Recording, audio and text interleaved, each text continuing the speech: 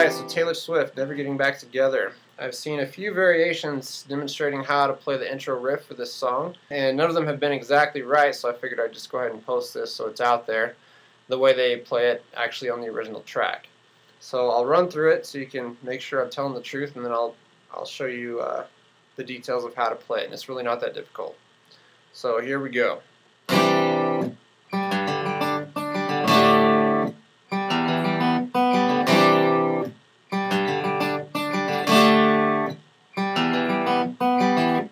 Alright, so that's the basic riff. And the reason this is easy, or at least one of the reasons, is that you leave your pinky and ring finger on the 3rd fret of the B and E string the entire time, just right there.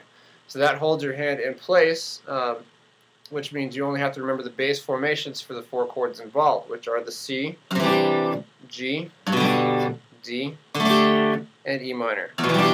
Just like that. And I'll get to it later, but for the E minor, when you play it, you're actually going to lift your ring finger because when that string is plucked, it's plucked open, not on the 3rd fret, but that's the only time you have to lift that up, and your pinky stays in place so it still holds your hand, and the formation kind of gives you an anchor right there. So fairly easy to play. So just to walk through it, it starts out with the strum on the C chord, and the picking pattern that follows is just like this. So you'll notice that started with an open D string, which jumped right down to the G chord. Alright, so you just pluck through those strings and you jump over the A. That's the part that will make it easy to remember, is you pick through the chord and you just jump over the A, and when you walk back down you just stop before you get to the A.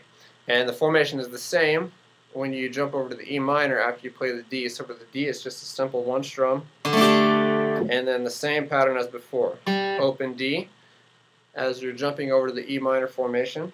And I just use my index finger to press on the 2nd fret of the A and the D string, even though you don't play the A string, just like with the G. You just walk right up it.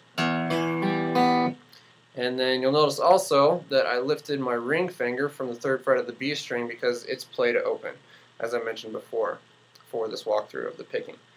So you'll also want to quickly mute it after you play it because it's not played rung out. If it was, it would sound like this,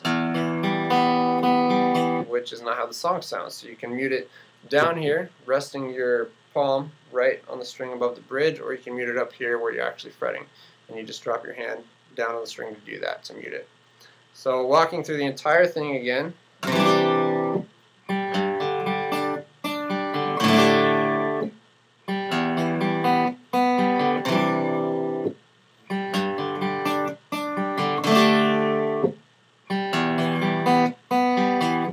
Just like so. That is how we play it.